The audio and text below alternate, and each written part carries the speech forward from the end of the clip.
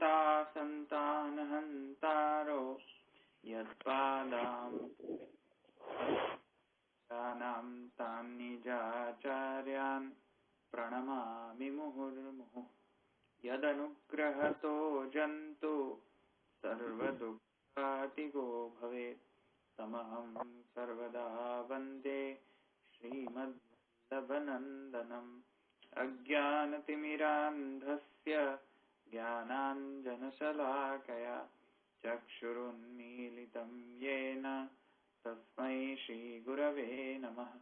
नमामि हृदये शेषे लीलाक्षिराब्धिशायिनं लक्ष्मीसहस्रलीलाभिः सेव्यमानं कलानिधिं।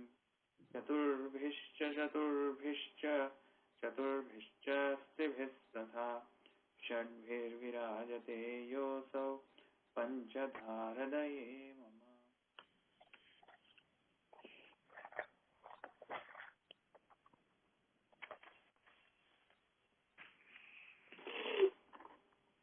ગઈ કાલે આપણે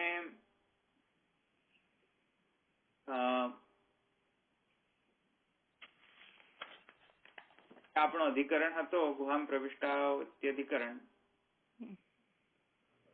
માં ઘણા પ્રશ્નો હતા. એમાં અંતર્યામી સ્પેસિફિક થોડા પ્રશ્નો હતા. એનો મને લાગે છે કે ખુલાસો બરાબર થયો નહીં. ઘણા લોકોને હજુ પણ સંશય છે. પેલા આપણે એ ખુલાસો કરી લઈએ. એક સેકન્ડ. હા, એટલે ગઈકાલે આપણે જે ચર્ચા કરી અંતર્યામીમાં, એમાં ઘણા લોકોને હજુ પણ ક્લેરિટી નથી. એટલે આપણે મને લાગે છે મેં પણ તમને કન્ફ્યુઝ કરી દીધા. તો આપણે એકવાર ફરીથી આપણે ફ્રેશ આપણે એને જોઈએ. Start from fresh. Let's start from beginning. તો જે કાંઈ પણ ગઈકાલે કદાચ, કારણ કે મને લાગે છે કે મેં પણ કાંઈ ખોટું કહી દીધું છે ગઈકાલે, અને મને એનો રિયલાઇઝેશન પછી થયો. એટલે મને લાગે છે કે એના કારણે વધારે પાછું કન્ફ્યુઝન થયું હશે. એટલે કાંઈક તો મારાથી પણ ગડબડ થઈ છે. તમારા સમજવામાં પ્રોબ્લેમ નથી, એ મારા કહેવામાં કંઈક પ્રોબ્લેમ છે.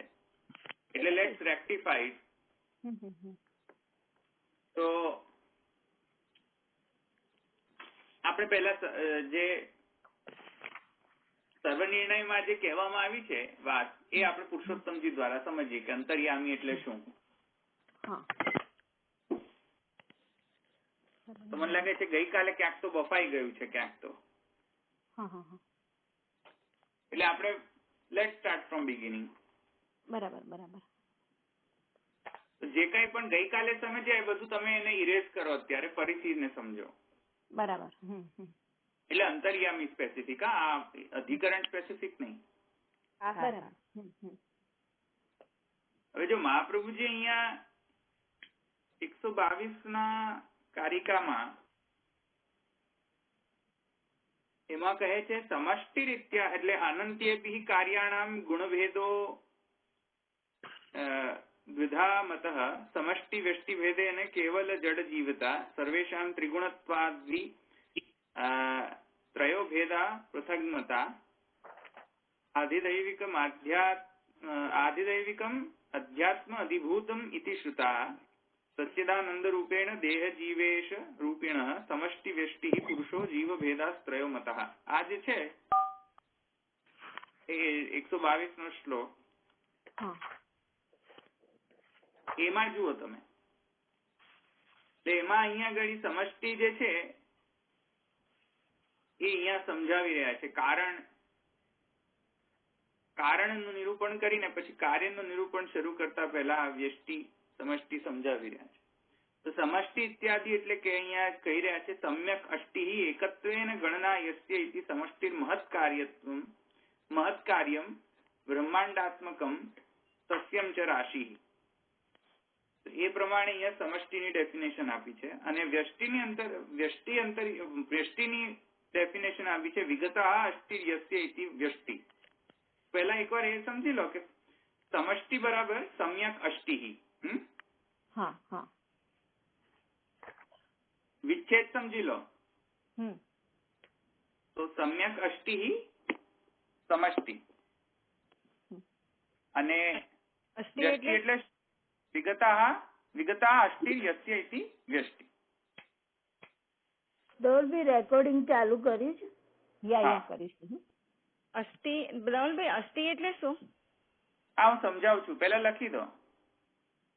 સમષ્ટિ એટલે કે સમ્યક અષ્ટિ ઇતિ સમષ્ટિ અને વ્યષ્ટિ એટલે કે વિગતઃ અષ્ટિ યસ્ય ઇતિ વ્યષ્ટિ. યસ લખ્યું? હવે સમ્યક નો તો મતલબ ખબર છે ને? અષ્ટિ નો મતલબ છે કે વ્યાપ્ત થવું, પરવેડિંગ, ઓલ પરવેઝિવ, વ્યાપ્ત થવું. અને વિગતા એટલે કે દરેક જગ્યાએ વ્યાપ્ત ન હોય, ઇન્ડિવિજ્યુઅલમાં જ વ્યાપ્ત હોય, ઇન્ડિવિજ્યુઅલમાં જ હોય. વિગતા અષ્ટિ યસ્ય ઇતિ એટલે વ્યષ્ટિ એટલે કે દરેકમાં વ્યાપ્ત ન હોય, ઇન્ડિવિજ્યુઅલમાં વ્યાપ્ત હોય. સમજમાં આવ્યું? એટલે બાય ડેફિનેશન શું છે? સમષ્ટિ એટલે કે જે બધાએ ઓલ પરવેઝિવ હોય, સમ્યક અષ્ટિ. અને વ્યષ્ટિ નો મતલબ શું છે? વિગતા અષ્ટિ એટલે કે જે ઇન્ડિવિજ્યુઅલમાં જ હોય. આવી સમજમાં? એટલે વ્યષ્ટિની સમષ્ટિની અંદર વ્યષ્ટિ તો આવશે જ, એ તો સમજમાં આવે ને? એટલું તો સમષ્ટિની અંદર તો વ્યષ્ટિ આવી જ જશે, એટલું સમજમાં આવે ને? એટલે સમષ્ટિ અને વ્યષ્ટિ એનો મતલબ સમજમાં આવ્યો ને? જેવી રીતે ફોર એક્ઝામ્પલ પૃથ્વી હોય તો પૃથ્વી જે છે સમષ્ટિ છે અને જે ઇન્ડિવિજ્યુઅલ કોન્ટિનેન્ટ જે છે, અમેરિકા છે, ઇન્ડિયા છે, એ કોન્ટિનેન્ટ જે છે વ્યષ્ટિ છે. બરાબર. એટલે અંશ કહી શકાય? હા, અંશ કહી શકાય. યસ. સબસ્ટેન્શિયલી એક છે પણ ફંક્શનલી જુદા છે. સબસ્ટેન્શિયલ એટલે કે જે રો મટીરિયલ જે છે બંનેનું, સમષ્ટિ બંનેનું એક જ રો મટીરિયલ છે, આનંદ. બરાબર. એટલે રો મટીરિયલ ના હિસાબથી તો બંને એક જ છે. એટલે જયારે આપણે એની પાછળ અંતર્યામી જોડાવીએ, સમષ્ટિ અંતર્યામી ને વ્યષ્ટિ અંતર્યામી, તો કેવો અંતર્યામી? જે ઓલ પરવેઝિવ અંતર્યામી હોય તે. બધા વ્યાપ્ત, સર્વત્ર વ્યાપ્ત જે અંતર્યામી હોય તે એક, અને જે ઇન્ડિવિજ્યુઅલમાં વ્યાપ્ત અંતર્યામી હોય તે એક. સમજાય ને? એટલે એને સમષ્ટિ અંતર્યામી નો મતલબ સમજ્યા ને? અને જે વ્યષ્ટિ અંતર્યામી એટલે કે ઇન્ડિવિજ્યુઅલમાં વ્યાપ્ત હોય. હવે એની ડેફિનેશન સમજી ગયા? હવે સમષ્ટિ અંતર્યામી નો શું રોલ અને વ્યષ્ટિ અંતર્યામી નો શું રોલ એ આપણે સમજી લઈએ.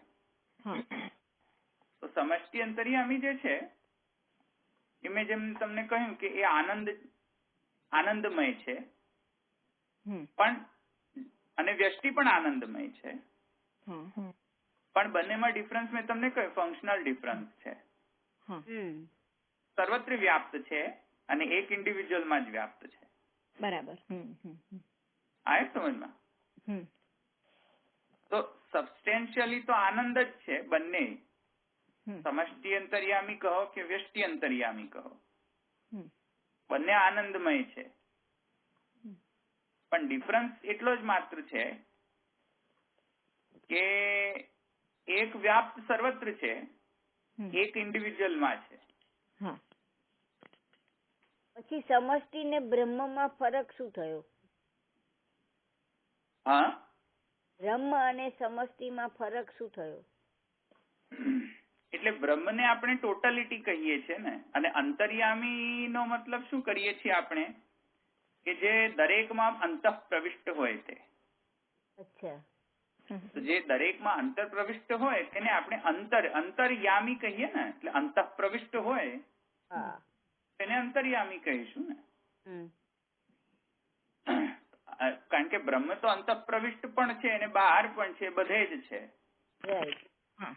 તો જે અંતઃપ્રવિષ્ટ જે છે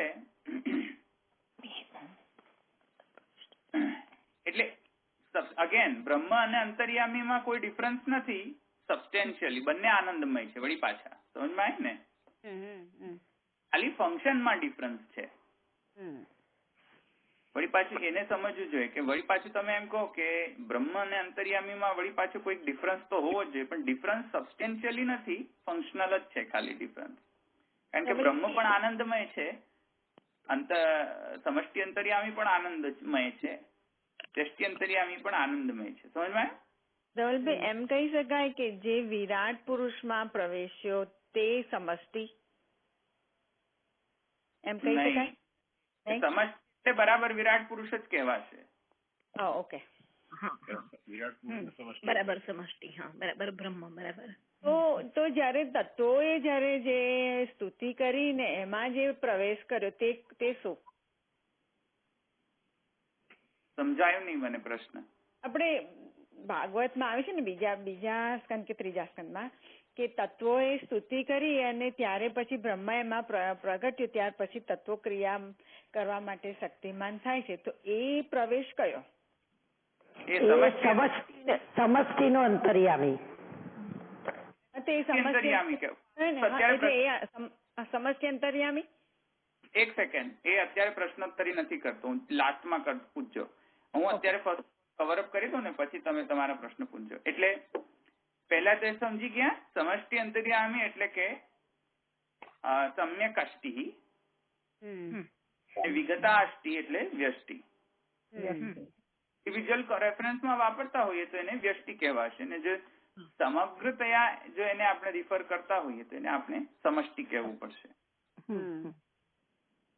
અને અંતઃપ્રવિષ્ટ હોવાના કારણે આપણે એને પાછળ એમ કહીએ છીએ કે સમષ્ટિ અંતર્યામી, અંતઃપ્રવિષ્ટ હોવાના કારણે. અને જે છે અંતઃપ્રવિષ્ટ ઇન્ડિવિજ્યુઅલ જીવમાં હોય છે, તેથી એને આપણે વ્યષ્ટિ અંતર્યામી કહેવાય છે. હવે જે મેં જેમ કહ્યું સબસ્ટેન્શિયલી કોઈ ડિફરન્સ નથી, પણ ફંક્શનલ ડિફરન્સ છે. તો એ ફંક્શનલ ડિફરન્સ કયો છે તો એ સમજવું જોઈએ કે જે સૃષ્ટિમાં જે છે એ મુખ્યત્વે બે પ્રકારના કાર્ય આપણે કહી શકીએ છીએ, જીવ અને જડ. અંતર્યામી કાર્યકોટીમાં તો લાવી નથી શકતા આપણે, કારણ કે અંતર્યામી જે છે આનંદ છે, આનંદમય છે, તેથી એને તો અભિમાન તો હોતો નથી કોઈ, દેહાભિમાન જેવું તો હોતું નથી ને, સાક્ષીવત હોય છે. તો એને આપણે કાર્યકોટીમાં તો નથી લાવી શકતા કે આ ભાઈ કાર્ય છે એવું તો નહીં કહી શકીએ. પણ જે ફંક્શન એનો શું છે છતાંય પણ કે વ્યષ્ટિ અંતર્યામીન જે લોકેશન જે છે એ ખાલી ચિદ જે કાર્ય છે તેની અંદર જ અંતઃપ્રવિષ્ટ થાય છે. વ્યષ્ટિ અંતર્યામી ચિદાત્મક જે કઈ પણ કાર્ય છે એટલે કે જીવ ની અંદર વ્યષ્ટિ અંતર્યામી અંતઃપ્રવિષ્ટ થાય છે. પણ જે જડાત્મક જે જગત જે છે, જડ જે કાર્ય છે તેમાં વ્યષ્ટિ અંતર્યામી નથી રહેતો, એ સમષ્ટિ અંતર્યામીથી ગવર્ન થાય છે.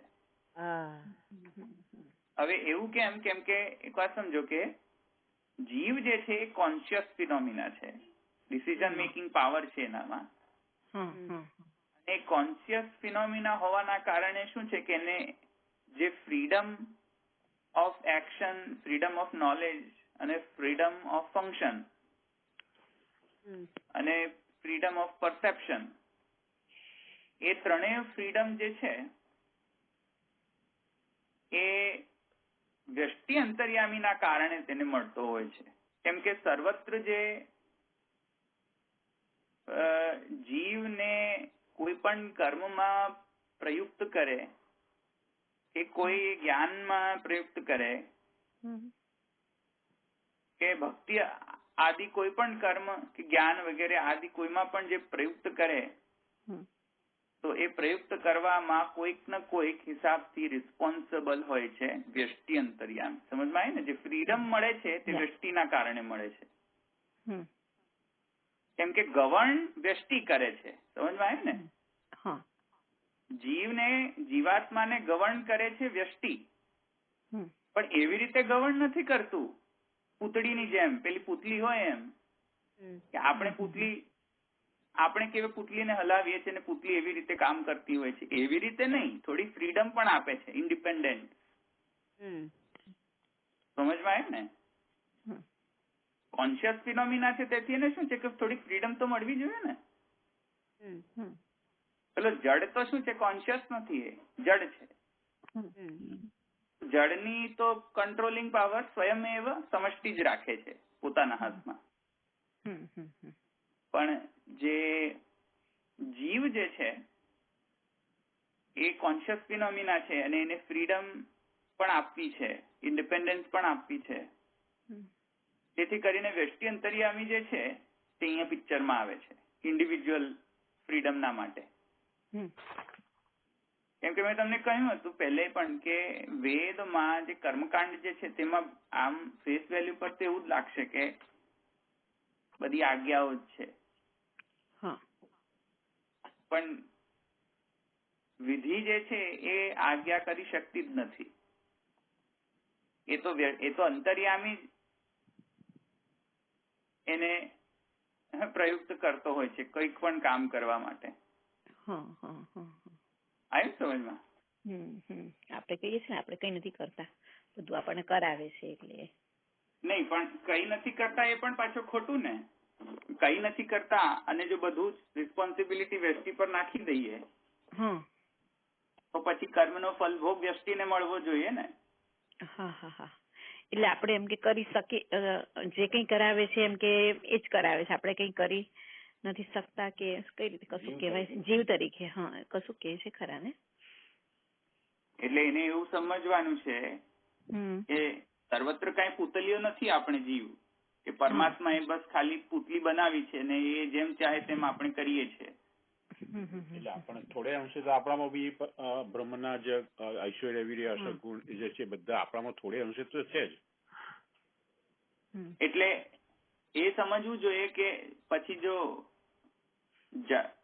જીવમાં કોન્શિયસનેસ આપ્યો તો કોન્શિયસનેસ આપ્યો તો કોઈ ઇન્ડિપેન્ડન્સ આપવા માટે જ તો આપ્યો છે, નહીં તો જડ નહીં બનાવી દેતે બધાને પુતલીની જેમ નચાવે પછી. તો જીવ બનાવ્યાનો કોન્શિયસ ફિનોમિના બનાવવાનું કારણ જ એ છે કે થોડી ઇન્ડિપેન્ડન્સ આપવી અને થોડી પોતે પર ડિપેન્ડન્સ રાખવી પોતાના પર. બરાબર. જે છે શુદ્ધિનો ભાવ જે છે કે જીવ વ્યષ્ટિ અંતર્યામીને શુદ્ધ કરે ને વ્યષ્ટિ અંતર્યામી જીવને શુદ્ધ કરે. પરસ્તિનો પ્રકાર જે છે તે ખાલી માત્ર કોન્શિયસ ફિનોમિનામાં જ ચાલી શકે છે, જડમાં નથી ચાલી શકતો ફિનોમિના. સમજમાં આવે ને? જડ તો કોઈ કરી શકતો નથી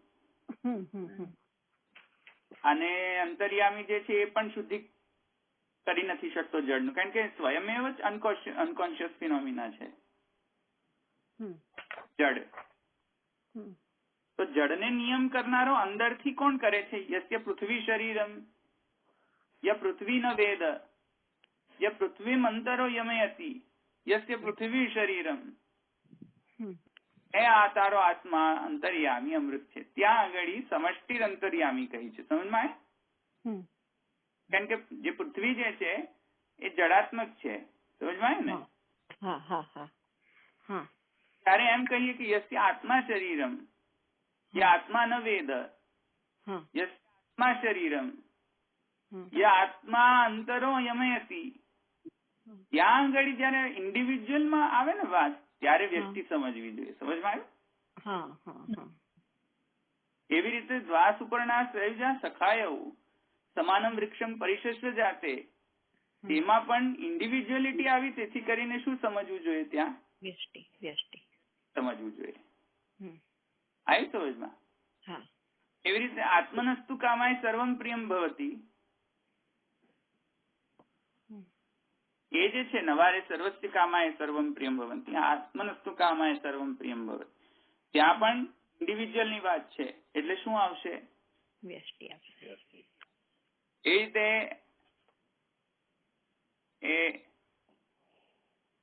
હૃદયમાંથી માને નિર્ગતમ હૃદયમ નિર્ગત બહિ જે છે ને નિરોધ લક્ષણમાં શું છે? હા, ગુણાશ્રુત્વા નિર્ગતમ બહિર. હા, એમાં પણ ઇન્ડિવિજ્યુઅલ ની વાત છે, તેથી શું કહીશું આપણે એને? ઇન્ડિવિજ્યુઅલ વ્યષ્ટિ કહીશું. એટલે વ્યષ્ટિ અંતર્યામી છે ત્યાં, સમજમાં? હા હા. એટલે વ્યષ્ટિ અંતર્યામી અને સમષ્ટિ અંતર્યામી જે છે બંને આનંદમય છે. એક વાત સમજો, આનંદમય અધિકરણ ની અંદર જે આનંદમય ની વાત છે એમાં બંને છે, પણ જયારે ઇન્ડિવિજ્યુઅલ કોન્ટેક્સ્ટમાં વાત કરતા હોય તો તે વ્યષ્ટિ છે. બરાબર. કોન્ટેક્સ્ટમાં વાત કરતા હોય તો હા એ સમષ્ટિ છે. એટલે કે જડમાં વ્યષ્ટિ હોતો જ નથી. જડમાં તો સમષ્ટિ જ હોય છે. વ્યષ્ટિ શેમાં હોય છે? કોન્શિયસ ફિનોમિનામાં હોય છે. આવ્યું સમજમાં? અને બંને આનંદ છે. સબસ્ટેન્શિયલી તો બંને આનંદ છે. રો મટીરિયલ ના હિસાબથી તો બંને આનંદ જ છે ને. બરાબર. તેથી અવેલેબિલિટી આનંદમયની તો બંનેમાં છે. જડની જોડે પણ અવેલેબિલિટી છે આનંદમયની, અને ચિત્ત જોડે પણ આનંદમયની અવેલેબિલિટી છે. સમજમાં? અવેલેબિલિટી બંને જ પાસે છે આનંદમયની. તો એથી કરીને શું કહીશું આપણે કે ગુહામ પ્રવિષ્ટો આત્માનો હિ તદ્દર્શનાત, તેમાં પણ આપણે જે વાત કહીશું એ કોની કરીશું? એ આપણે વ્યષ્ટિની કરીશું, કારણ કે ઇન્ડિવિજ્યુઅલ ગુહામાં પ્રવેશ થાય છે ને. વ્યષ્ટિની કરીશું આપણે. સમજમાં? હા. જડની જયારે વાત કરશું, ય પૃથ્વી ન વેદ, યસ્ય પૃથ્વી શરીરમ, યસ્ય પૃથ્વી ન વેદ, પૃથ્વી અંતરો યમયતિ, એ વગેરે જે છે ત્યાં જડ આવશે. ત્યાં જડની અંદર તો નિયમન કરનારો તો સમષ્ટિ જ થશે. સમજમાં ને? એટલે હવે તમે બીજો એક પ્રશ્ન થાય કે તો પછી દ્વાસ ઉપરના સંયુજા સખાયો સમાન વૃક્ષ, તો બે એક સાથે કેવી રીતે છે? ડાયાગ્રામમાં તો અંદર છે, આત્માની અંદર છે, અને દ્વાસ ઉપરના સંયુજા સખાયોમાં તો બે જોડે જોડે છે સ્પેસમાં. ત્યાં એવું નથી લખ્યું કે આત્માની અંદર પરમાત્મા છે, આત્માના સર્કલ ની અંદર પરમાત્માનું સર્કલ છે, એવું નથી કહ્યું. ત્યાં શું કહ્યું છે? એક જ વૃક્ષ પર બે પક્ષી છે. તો મતલબ પક્ષીની અંદર પક્ષી નથી કહ્યું, પણ બે પક્ષી સાથે છે એમ કહ્યું છે. તો પછી હવે આ વ્યષ્ટિની વાત ચાલી રહી છે કે સમષ્ટિની વાત ચાલી રહી છે?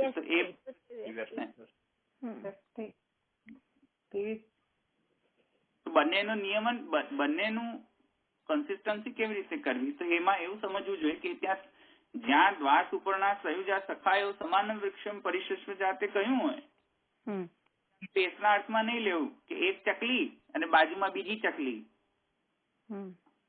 એમ બાજુમાં કહેવા માટે નથી કહેવામાં આવી. એ વાત સખાના દ્રષ્ટિથી બાજુમાં કહેવામાં આવી છે.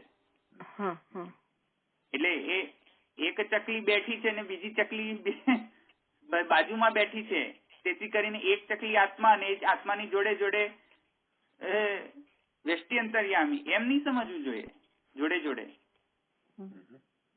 સ્પેસના દ્રષ્ટિથી જોડે જોડે નથી, એ કે અંત પ્રવિષ્ટ પણ છે અને જોડે પણ છે એમ સમજવું જોઈએ. બરાબર. અંદર પણ પ્રવિષ્ટ છે અને જોડે પણ છે. કેમ કે એ આપણને કાર્ય કરવામાં સાક્ષી ભાવ પણ રાખે છે. તેથી જોડે છે. જોડે એટલે સ્પેસના હિસાબથી જોડે નહીં. સમજમાં આવ્યું? સ્પેશિયલી એટલે સ્પેશિયલ એટલે પેલી સ્પેશિયલ નહીં, SPECIAL, એ સ્પેશિયલ નહીં. સ્પેશિયલ મતલબ SPATIAL, સ્પેશિયલ. સ્પેસ નું કન્વર્ટ કરો ને તો સ્પેશિયલ. અવકાશ. તે જે અવકાશ જે છે એના દૃષ્ટિથી નથી કહેવામાં આવી કે એક ચકલીની જોડે એક અવકાશ છે ને પછી બીજી ચકલી આવી છે એટલે હૃદય ગુહા ખોલો તો બે ચકલીઓ ઉડતી નીકળે, એવું ન થાય.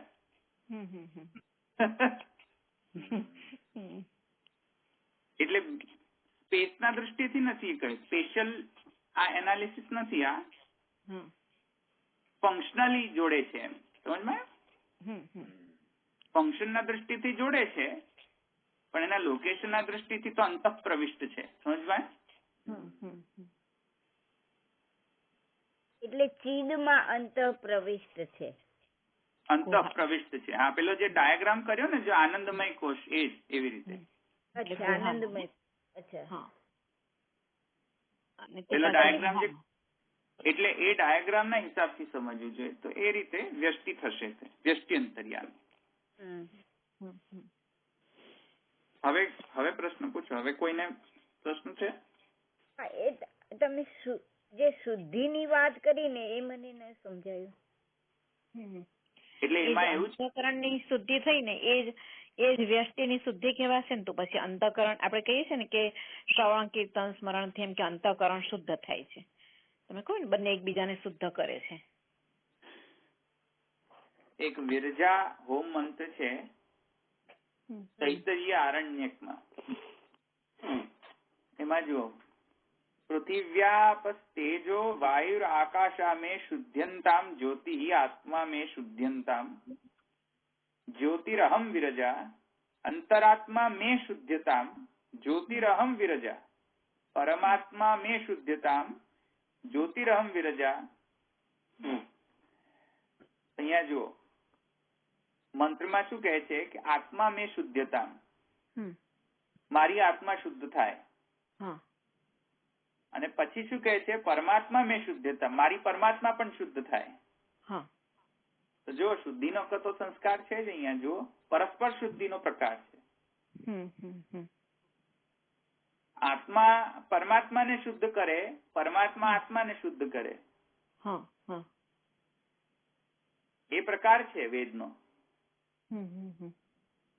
ભલે આનંદમય છે પણ તમને એ અનુમતિ તો આપે છે ને, અનુમંતા તો છે કે નહીં? હા છે. એ ખરાબ કામ કરશો તો અનુમંતા તરીકે એને અનુમતિ તો આપી ને. રોક્યો કેમ નહીં? મારું તો ઇન્ડિવિજ્યુઅલ ડિસિઝન હતું કે હું એને મર્ડર કરું, પણ મારા અંતર્યામીએ કેમ રોક્યો નહીં મને? અનુમંતા તરીકે અનુમતિ કે જાઓ કરો મર્ડર. ડિસિઝન તો મારું છે, કર્મનો ભોગ પણ મારે જ કરવાનો છે, જીવાત્માને. પણ જે અનુમંતા તરીકે એમણે જે ફ્રીડમ આપી કે જાઓ કોઈનું મર્ડર કરવું છે કરો, ચૂપ રહીને પણ ફ્રીડમ તો આપી ને. આપી. તો પછી અંતર્યામી ની પ્રેરણા કેમ ન થઈ ત્યાં કે ન કરવું જોઈએ? આવી સમજમાં? અને તેથી કરીને મહાપ્રભુજી એક સરસ વાક્ય કહે છે કે ભક્તિથી અંતર્યામી શુદ્ધ થશે. અંતર્યામી શુદ્ધ નથી એટલે પ્રેરણા નથી આપી. ભક્તિથી અંતર્યામી શુદ્ધ થાય એ મહાપ્રભુજી સ્વયં કહે છે. એવું નથી કે અંતર્યામી અશુદ્ધ છે, પણ અંતર્યામી અને જીવાત્મા વચ્ચે જે ઇન્ટરેક્શન જે છે એમાં કઈક ગડબડ છે. કેમ કે જીવ જે છે એ ડિસિઝન લેતો હોય છે, અંતર્યામીને અનુમતિ આપે છે કે જાઓ કરો. પણ જાઓ કરો એ તો સાક્ષી ભાવથી એમ જ હોય ને. તો કઈ એ તમને એ રીતે તો થોડું કઈક એ કરવાનું. સાક્ષી તો જોયા જ કરતા હોય કે જસ્ટ તટસ્થ રહેતા હોય. તટસ્થ રહેતા હોય એનો મતલબ ચૂપ રહે એમ તો ન હોય ને. અચ્છા, એનો મતલબ ચૂપ જ રહેવું એમ થોડી હોય. સાક્ષી નો મતલબ ચૂપ રહે થોડી હોય. તો સાક્ષી ન કહેવાય ને. કોર્ટમાં સાક્ષી હોય કોઈ તો એ સાક્ષી ચૂપ રહેતો હોય છે કે જે બસ જોયા કરો આપણે તો અહીંયા સાક્ષી રાખવું, જોયા કરવું બધું. અરે ભાઈ, જોયા કરવું એ રીતે નહીં. જે સત્ય હોય તેનું કામ છે કે બોલવું, જે અસત્ય હોય તે અસત્ય બોલવું, અને જે સત્ય છે એને સત્ય કહેવું. સાક્ષી નો મતલબ છે કે ત્યાં એને કઈ ગરજ નથી કે કોઈ પ્રકારનો સ્વાર્થની અપેક્ષા નથી કે આ મારું સ્વાર્થ સિદ્ધ કરું તો સાક્ષી આપું. હા હા હા હા. ભાવના ત્યાં હોતી નથી એની. બરાબર. થવાની ઈચ્છા નથી હોતી કે કોઈ ત્યાગ કરવાની ઈચ્છા નથી હોતી. ભોગ અને ત્યાગ બંનેની અભાવ હોય છે. જે સાચું હોય એ અને અસત્ય છે એ સત્ય કહેવું જોઈએ. એનામાં કોઈ કરવાની ભાવના હોતી નથી કે ભોગ કરવાની ભાવના હોતી નથી કે ચાલો, કારણ કે સ્વયં એવા આનંદમય છે, તેને ભોગ કરવાની શું ઈચ્છા હોય કે બરાબર.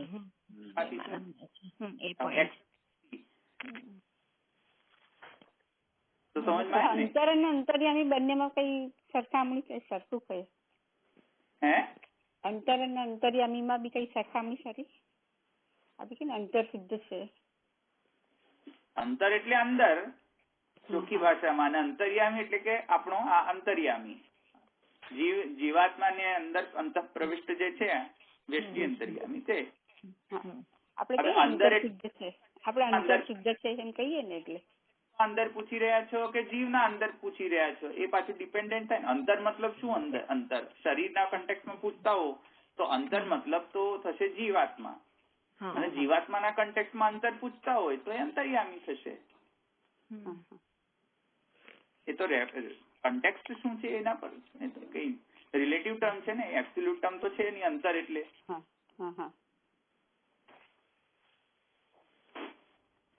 એટલે બંને એક પરસ્પર શુદ્ધ કરે છે. સમજમાં? એટલે એ રીતે અંતર્યામી પણ મલિન થાય એવું ખરું. હવે હનુમંતા તરીકે બોલતો જ ન હોય તો એ આપણા માટે તો મલિન જ કહેવાય ને. એ ધવલભાઈ એ શરદદાદા એ રીતે સમજાવ્યું હતું કે એ અંતર્યામી છે, જીવની સાથે એક દેહમાંથી બીજા દેહમાં જાય છે એટલે એને મલિનતા લાગે છે, અનેક દેહમાં ફર્યો છે ને એની સાથે, એટલે એને મલિનતા લાગી છે. એટલે આ તમે કહ્યું ને ભક્તિથી એ શુદ્ધ થશે એમ. એટલે ત્યાં સુધી એ પ્રેરણા નથી કરતો. એ ચૂપ રહે અને આપણને ખરાબ કરવા દે તો એ તો પછી એમ જ કહેવાય ને કે ભાઈ મલિનતાના કારણે. એટલે પછી બીજો અર્થ એને વાસના એમ પણ કહી શકાય ને? નહીં. અંતર્યામી જે છે તે એ અર્થમાં મલિન નથી ગણાતો કે એને હવે કોઈ દોષ લાગે છે. એ અર્થમાં એ મલિન ના કહેવાય. અચ્છા. પછી તો એ જીવવત થઈ જશે તે. એ તો મલિન નો અર્થ એ છે કે એ પ્રેરણા જે છે એ કરતો હોવો જોઈએ, કેમ કે પોતે કોઈ કર્મ કરતો નથી ને કોઈ એક કારયિતા છે, કરતા નથી તે. એ કરાવનાર છે, કરતા નથી. કરતા તો જીવ જ છે. એ સર્વનું એટલે આમાં એ બતાવે છે કે ને ઉપદ્રષ્ટા મનતા જ ભરતા ભોગતા મહેશ્વર, એ જ અંતર્યામી ને. એ તો સમષ્ટિ કહેવાશે ને એ અંતર્યામી તો. નહીં, વ્યષ્ટિ કહેવાશે. ઇન્ડિવિજ્યુઅલ કન્ટેક્ટમાં કહો તો વ્યષ્ટિ જ કહેવાશે. હા, ત્યાં ઇન્ડિવિજ્યુઅલ નહીં, પણ આમ જનરલ જે ભગવાન અર્જુનને કહે છે એ તો સમષ્ટિ તરીકે કહે છે ને. નહીં. કહી રહ્યા છે એક મિનિટ, ભગવાન જે કહી રહ્યા છે એ કઈ પોતે સમષ્ટિ અંતર્યામી તરીકે એમ ન કહેવાય. ભગવાન તો ભગવાન રીતે પુરુષોત્તમત્વ એને જ કહી રહ્યા છે અર્જુનને. ભગવાન જે અર્જુનને કહી રહ્યા છે તો પોતે પુરુષોત્તમ કહે છે ને કે અતોસ્મિ લોકે પ્રથિત પુરુષોત્તમ. તો ભગવાન તો અર્જુનને પોતાની જાતને પુરુષોત્તમ જ કહેવડાવે છે કે હું પુરુષોત્તમ છું. અક્ષરાદપી ચોત્તમ અતોસ્મિ લોકે વેદે પ્રથિત પુરુષોત્તમ. હું પુરુષોત્તમ છું. પણ જ્યાં આ વાત આવી રહી છે હનુમંતા, ઉપદ્રષ્ટા વગેરે, તો એમાં તો વ્યષ્ટિનું વર્ણન છે, સમષ્ટિનું વર્ણન નથી. સમષ્ટિનું વર્ણન મેં તમને કહ્યું ને તમને કે જડમાં સમષ્ટિ છે. હવે સમષ્ટિનું વર્ણન ત્યાં આવશે. જો તત માને તત્ર ગત્વા જગન્નાથમ દેવદેવમ વૃષા કપિમ પુરુષ સૂક્તેન. બ્રહ્માજીએ જયારે પુરુષ સૂક્ત થી નારાયણનું ધ્યાન ધર્યો, પુરુષ સૂક્ત થી ભગવાનને કહ્યું કે ભાઈ ખબર લો હવે પૃથ્વીની. તો એ જે છે નારાયણ એ સમષ્ટિ અંતર્યામી છે. સમજમાં યા જેવી રીતે ધવલભાઈ, દેહમાં સમષ્ટિનું શું કાર્ય? હા દેહમાં ક્યાં સમષ્ટિ હવે બંધ થઈ ગઈ? એમાં સમષ્ટિ આવે જ નહીં. આવે જ નહીં. હા ના, શું ના, કહ્યું? એટલે દ્વાપૂર્ણ સપના એ નહીં સમજમાં આવી. શું પ્રશ્ન છે? એ સમષ્ટિમાંથી તો વ્યક્તિ થયો એવું પછી કેમ પૂછ્યું? નહીં, પણ એટલે ના, સમષ્ટિમાંથી જ વ્યક્તિ આવી રહ્યું છે. પ્રશ્ન શું છે? મારું કહેવાનું એવું છે કે સમષ્ટિ અંતર્યામીનું કાર્ય દેહમાં શું? દેહમાં કઈ નહીં, મેં કહ્યું ને કે જીવાત્મામાં, આઈ મીન જીવાત્મામાં. જીવાત્માની અંદર સમષ્ટિ અંતર્યામી રિફર ના કરી શકાય. જીવાત્માની અંદર ઇન્ડિવિડ્યુઅલ કન્ટેક્ટ દ્રષ્ટિ જ રિફર કરવાશે. Okay, okay. ખાલી જડમાં જ સમષ્ટિ અંતર્યામીનું કાર્ય, કેમ કે જડ કોન્શિયસ નથી, કોન્શિયસ નથી. ઓકે, સબસ્ટેન્શિયલી બંને એક જ છે પાછા. હા, એટલે તત્વ તરીકે બધું એક છે. તત્વ તરીકે આનંદ જ છે બંને. યસ, તત્વ તરીકે આનંદ છે. ઓકે. એટલે પ્રકૃતિમાં પણ એ જ કહેવાશે ને? પ્રકૃતિ જળ કહેવાય ને? પ્રકૃતિ જે છે એ સચ્ચિદાનંદાત્મિકા છે. જડ નહીં કહી શકાય, એટલું જડ નથી તે.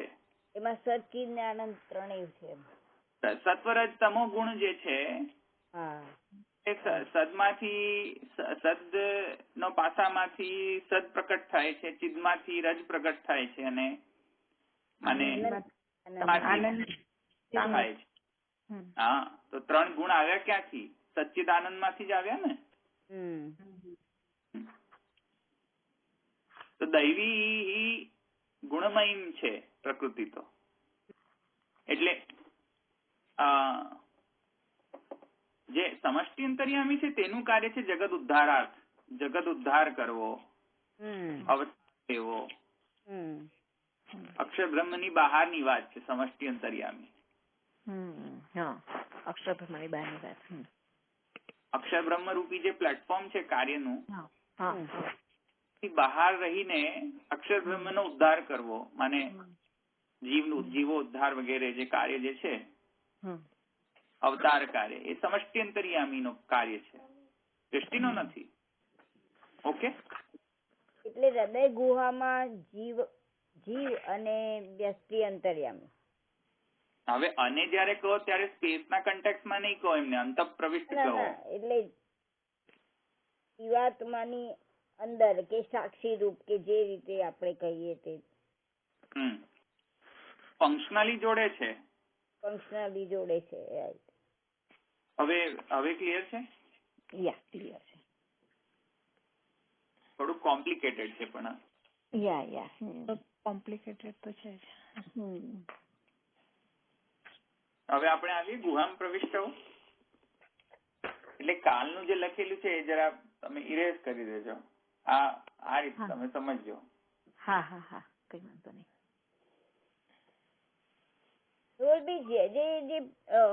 જે રેલવેના પાટા અને રેલવે અને એ તમને ગંતવ્ય સુધી પહોંચાડે છે, એમાં આ કોન્ટેક્ટ બેસે ખરો?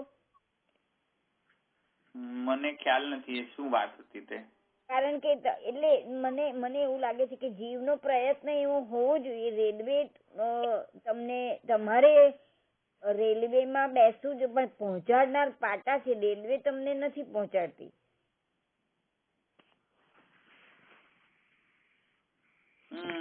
મેં સાંભળ્યું નથી એ સ્ટેટમેન્ટ બાવા જોડેથી, એટલે મને ખબર નથી એમને કયા કન્ટેક્સ્ટમાં એમણે વાપર્યું હશે. હું ક્યારની એ વિચાર કે આપે જે કહ્યું ને આ બધું આપે સમજાવ્યું ને એમાં કદાચ એ બેસી જાય એવું છે. એમ ખ્યાલ નથી મને. એ એમણે શું કહ્યું છે એ પેલા સમજવું જોઈએ ને. એમને એક્ઝામ્પલ શા માટે આપ્યો છે? તમારે ગંતવ્ય તમારું શું છે, ત્યાં પહોંચાડનાર કોણ છે? એમ કે બધા એમ કે હું આ સ્ટેશન થી મને અહીંથી અહીં જવું છે તો હું ગાડીમાં બેઠો એટલે હું પહોંચી ગયો, પણ ગાડી નથી તમને પહોંચાડતી. ખરેખર તમને પહોંચાડે છે પાટા. રેલવેના પાટા ના હોય તો રેલવે શું કરવાની હતી?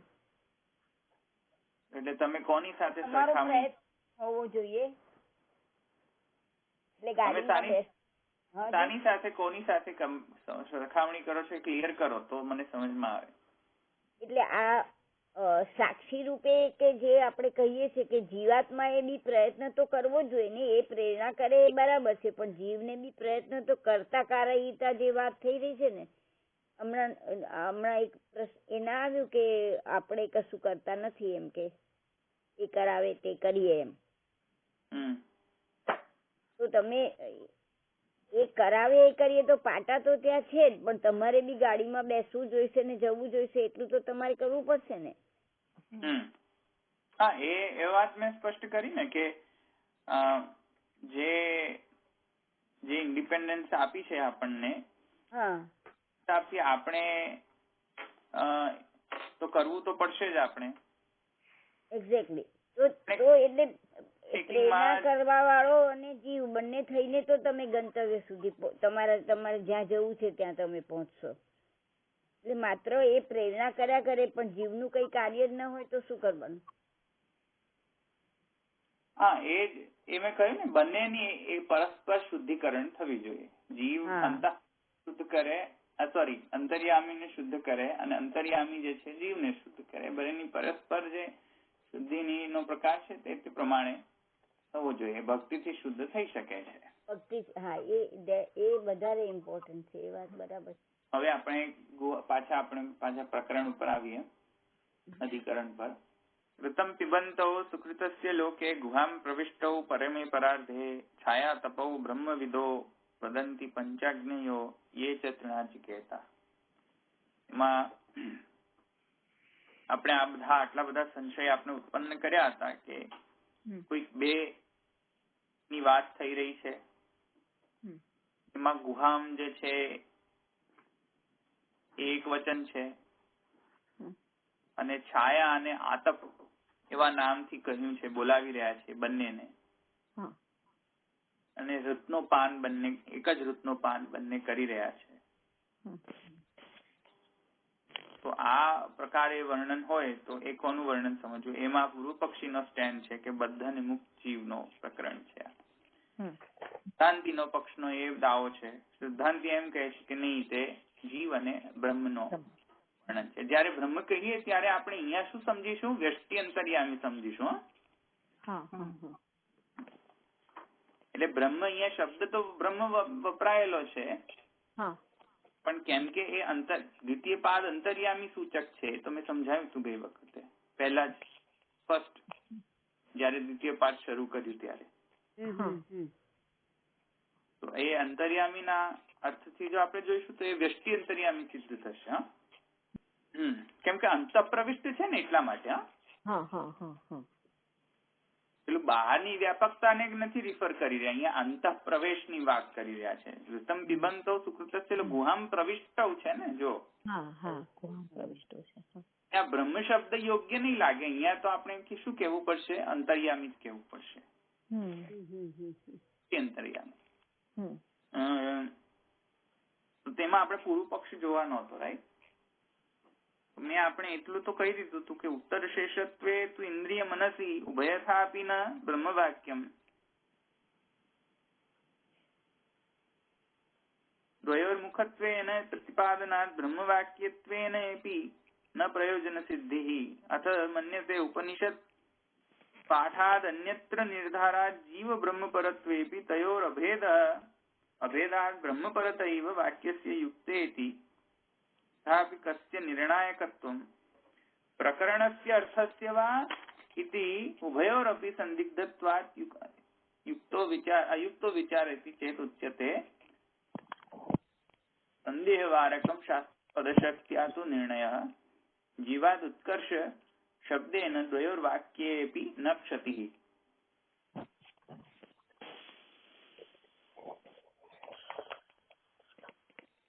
એ પ્રમાણે તો મેં તમને કહ્યું હતું કે આ બધું તો મેં ગઈકાલે સમજાવ્યું હતું ને.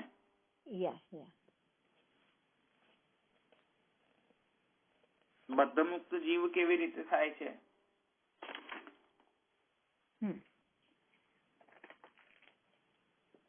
કે પેલું છાયા અને આતપ 2 શબ્દોથી સમજાયું હતું ને, અતેજ અને તેજ.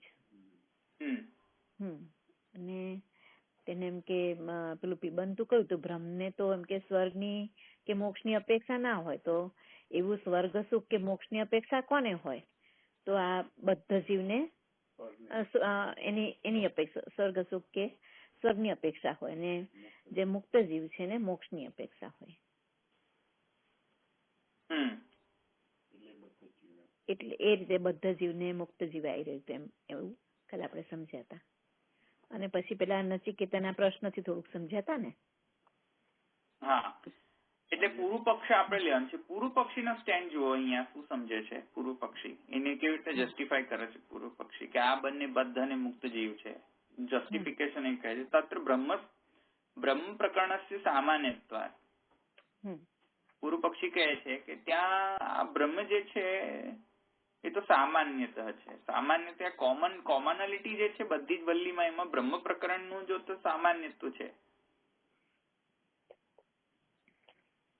એટલે આ જે વલ્લી જે છે એમાં બ્રહ્મ જે છે બ્રહ્મનું સામાન્યત્વ છે. યસ્તુ અવિજ્ઞાનવાન ભવતિ.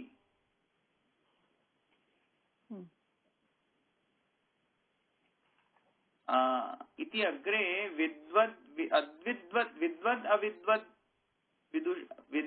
अविद्वदुषो व्यक्तत्वात् तद अर्थम उभयोः प्रथम निर्देश उचितः.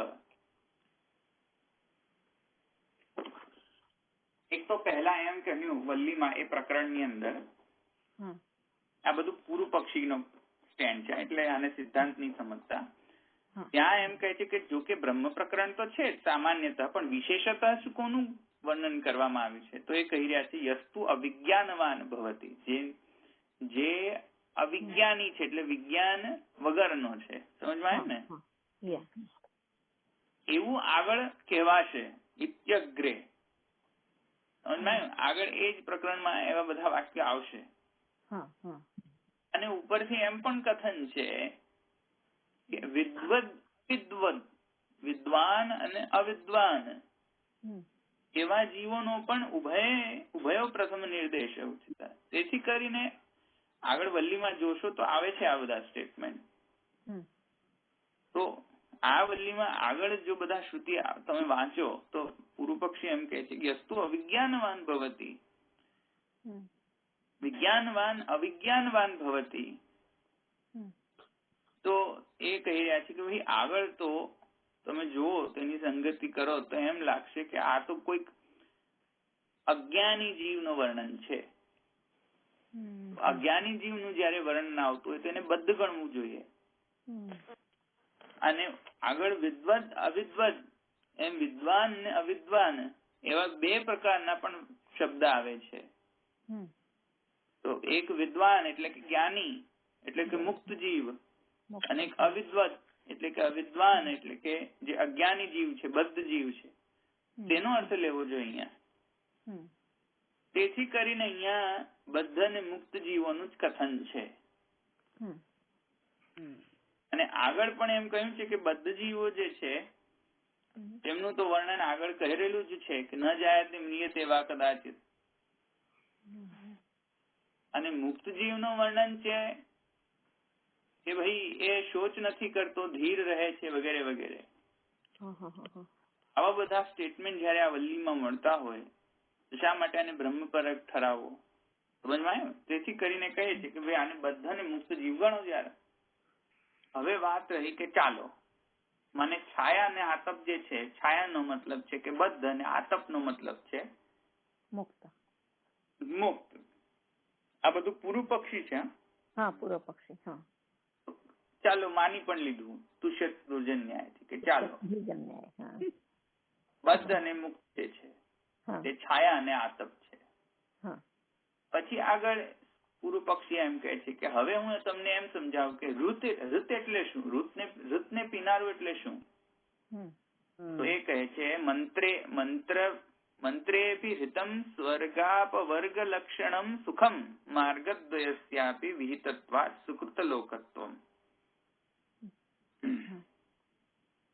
એટલે શું કહી રહ્યા છે એટલે આ પૂર્વ પક્ષી સમજાવી રહ્યો છે, બધું બેસાડી રહ્યો છે એના હિસાબથી. તો હવે એ કહે છે કે હવે હું તમને હૃતનો મતલબ સમજાવું. તે કહે છે મંત્રે બી હૃતમ સ્વર્ગાપવર્ગ, સ્વર્ગ અને અપવર્ગ. અપવર્ગ માને મોક્ષ, માને તો ખબર જ છે તમને. તો સ્વર્ગાપવર્ગ, તો સ્વર્ગ અને અપવર્ગ લક્ષણ વાળું, લક્ષણમ સુખમ, લક્ષણ વાળું સુખ, એવું જે સુખ છે એનો મતલબ અમે હૃત કરીએ છીએ. સમજમાં આવ્યું? એટલે સુખનો પીવાનું એટલે કે સુખને ભોગવવું, એવું અર્થ કર્યું. અને માર્ગદ્વયસ્યાપી વિહિતત્વાત, અને બે માર્ગો તો વિહિત છે જ, પ્રવૃત્તિ અને નિવૃત્તિ.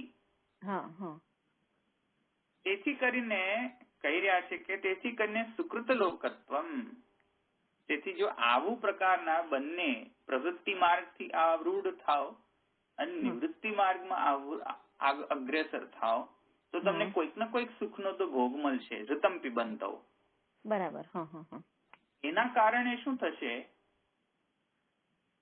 આ બધા જે સુકૃત કર્યા તમે, તેનાથી એ કહી રહ્યા છે સુકૃત લોકત્વ. તેથી કરીને આ સુકૃત જે સારા કર્મો જે કર્યા એના દ્વારા જે જન્ય જે છે, એના દ્વારા જે જન્ય જે શરીર જે છે એને સતત પ્રકારનો શરીર, મોક્ષ હોય તો મોક્ષાનુરૂપી શરીર મળે, અને સ્વર્ગ હોય તો સ્વર્ગાનુસારી શરીર મળે. ભોગવવા માટે શરીર તો જોઈશે ને કંઈક તો કંઈક. તો એ કહી રહ્યા છે તેથી કરીને સુકૃત લોક એટલે કે સારા પ્રકારનો શરીર.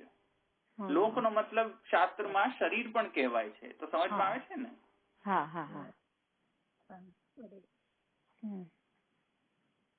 તો આ પૂર્વ પક્ષી ભાઈ આમ કહે છે. સમજમાં આવ્યું? બરાબર. પછી કહે છે કે અચ્છા હવે ગુહા એટલે શું? તો એ કહે છે અમે સમજાવીએ ને ગુહા એટલે શું. તો ગુહા એટલે એમ કહે છે ગુહા તત્વ વિચારો હૃદયમ વા. બહુ ઇન્ટેલિજન્ટ.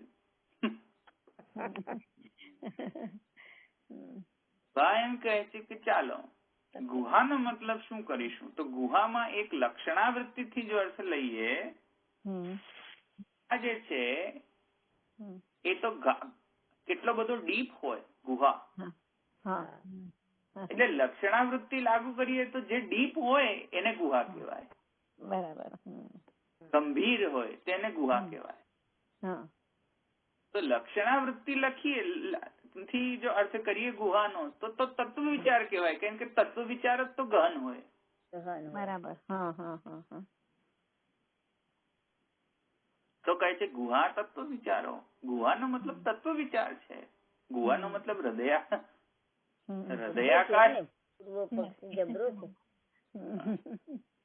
તો ગુહા જે છે તો તત્વ વિચાર છે. પછી પાછો એ જ પોતે એમ કહે છે કે ચાલો તુષ્યત દુર્જન ન્યાય, તમને કોઈક સંતોષ થાય એટલે અમે એમ પણ કહીએ છીએ કદાચ એને હૃદયાકાશ પણ ગણી લો. ચાલો તો હૃદય પણ જો ગણો, પાછું કોઈક પૂર્વ પક્ષીને એમ પૂછે કે અરે હૃદય કેવી રીતે થાય? તો પૂર્વ પક્ષી કહે છે કે નહીં. એટલે પૂર્વ પક્ષીનો પણ પાછો પૂર્વ પક્ષી એટલે કે પૂર્વ પક્ષીને પણ કોઈ ક્વેશ્ચન કરનારો જો એમ કહે પૂર્વ પક્ષીને કે હૃદય કેવી રીતે આવે, કેમ કે અહીંયા તો ગુહામ છે, એક વચન છે, પ્રવેશ કરનારા બે છે. તો આવું કેમ? જો હૃદય ગણો તો એક જ હૃદયમાં બે જીવ કેવી રીતે પોસિબલ થાય? બે જીવ ભૂત હોય તો થાય, બીજું તો હોય તો કશું થાય નહીં. હૃદય ગુહામાં એક બદ્ધ અને એક મુક્ત જીવ ઘૂસી જાય તો શું થાય? શું થાય? ભૂતાવેશ આવે. એક કહે કે ખાવું છે અને બીજો કહે છે કે ભૂખે મરવું છે. તો શું કરે બિચારો શરીર? ભૂતાવેશ થઈ જાય ને. કદાચ આ ભૂતાવેશમાં એવું જ થતું હશે, એક બદ્ધ જીવ હશે અને બીજો એક ભૂતનો જીવ ઘૂસી જતો હશે કદાચ. કોણ જાણે, ખબર નહીં. પણ એનીવેઝ તો પૂર્વ પક્ષીનો પણ જે પૂર્વ પક્ષી જે છે એવું કહી શકે ને કે ભાઈ હૃદય વાળો અર્થ તો જામ્યો નહીં કઈ. તો પૂર્વ પક્ષી એનો આન્સર આપે છે કે નહીં, એ અમે સમજાવીએ ને. તો પૂર્વ પક્ષી એમ કહે છે કે ભાઈ હૃદય જે છે એ તો શું છે કે એના પ્રકારના અર્થથી હૃદય કર્યો છે, કાઉન્ટિંગના અર્થમાંથી હૃદય નથી કર્યો, એમ સમજી લો તમે. એનો જે પ્રકાર જે છે એ રીતે સમજી લો.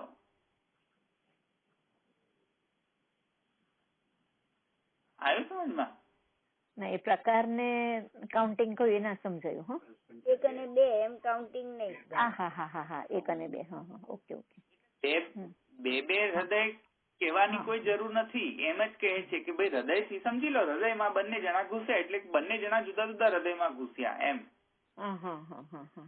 પ્રકારના રીતે હૃદય જ ગણાશે.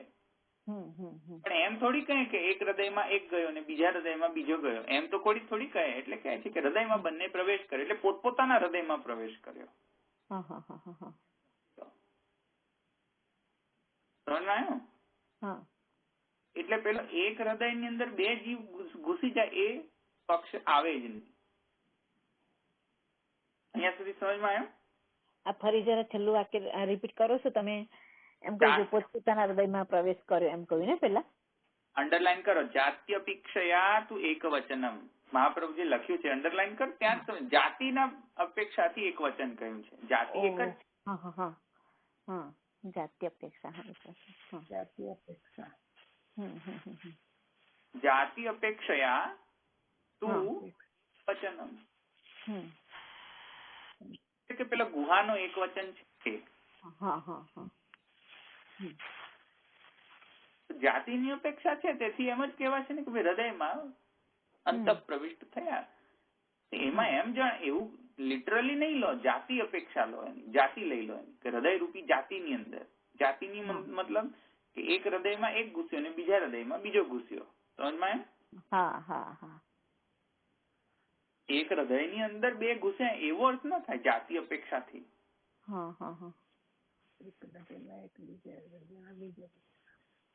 પરમ હવે પરમે પરાર્ધે બચ્યું. આગળ બીજું પણ બચ્યું ને, છાયા તપો પણ બચ્યું ને. આપણે પેલા પરંપરાર્ધે જોઈએ. તો પછી આગળ કહે છે કે ચાલો હવે પરંપરાર્ધ એટલે શું એ સમજી લો. એ કહી રહ્યા છે પરંપરાર્ધમ સત્યલોક તત્ર ઉભયો ભોગાત. તો પૂર્વ પક્ષી કહે છે કે હા, પરંપરાર્ધ એટલે કે પરમલોક, અને પરમલોક એટલે કે સત્યલોક. બ્રહ્માનું જે લોક છે તે સત્યલોક. ત્યાં બંનેનો ભોગ સિદ્ધ થાય છે. આવો જે પેલો ઋતમ પિબંત છે તે. તેથી પરમે પરાર્ધે કહ્યું છે. એમાં શું ખોટું કહ્યું?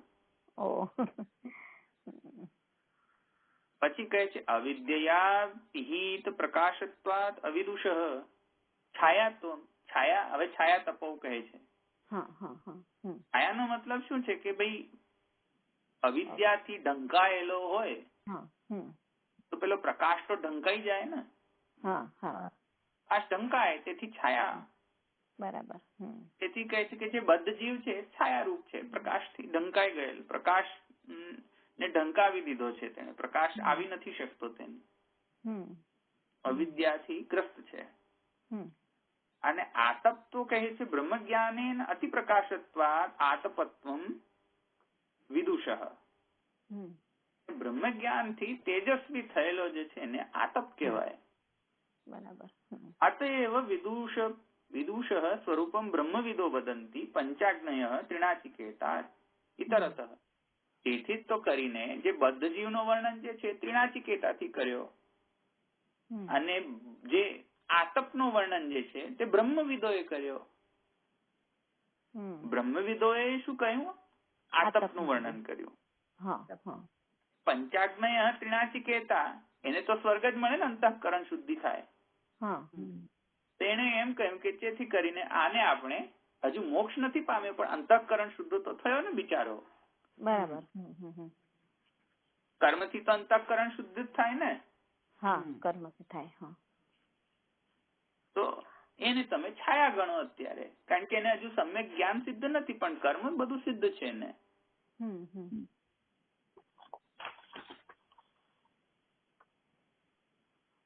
સમજમાં આવે? હા. બસ આ પૂર્વ પક્ષીનો સ્ટેન્ડ છે, બધું જ એને સમજાવી દીધું.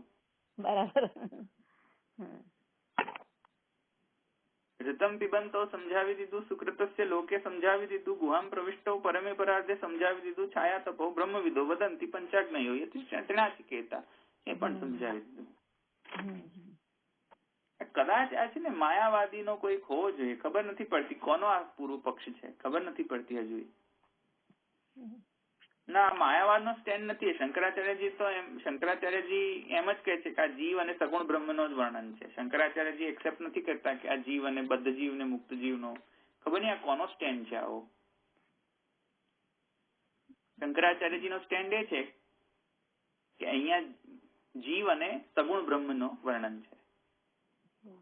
ગુહામ પ્રવિષ્ટોથી સગુણ બ્રહ્મ તો સમજે ને, પેલો કામ ચલાવ વ્યવહારિક બ્રહ્મ, ચાલુ ખાતાનો બ્રહ્મ. એમનો પેલો નિર્ગુણ બ્રહ્મ તો આવું બધું કોઈ ઋતમ પિબંતો ન કરે. એ તો કઈ કરે જ નહીં. એ તો કઈ કરે પર નથિંગ છે. તો નિર્ગુણ બ્રહ્મ તો સબલ બ્રહ્મ કે છે. હા, એ તો ગુડ ફોર નથિંગ છે. એ બસ બિરાજ્યા જ રહે, બસ બીજું કશું કરે નહીં તે. હવે સિદ્ધાંત પક્ષ જે છે નેક્સ્ટ ટાઈમે લઈશું. એવમ પ્રાપ્ત ઉચ્યતે, પછી હવે આવે છે આપણો ગુહામ પ્રવિષ્ટાત્માનો તદ્દર્શનાર્થ. હવે આન્સરમાં આવે છે આ ચરણ કેરો ભરોસો પ્રણયન ચરણ કેરો શ્રી વલ્લભ નખ ચંદ્ર છટાદિન અબ જગમાં જય દેરો ભરોસો દ્રઢયન ચરણ કેરો साधन और नहीं या कली में जासो होय निवेरो सूर का कहे दिविदाम धरो नामोल को चेरो भरोસો દ્રઢયન ચરણ કેરો. શ્રી વલ્લભાધીશ શ્રી ગોપીનાથ પ્રભુ ચરણ की जय. परम दयाल श्याम कश्यप ने महारानी की जय. द्वारिकाधीश की जय. सर्वे वैष्णव ने जय श्री कृष्ण. જય શ્રી કૃષ્ણ.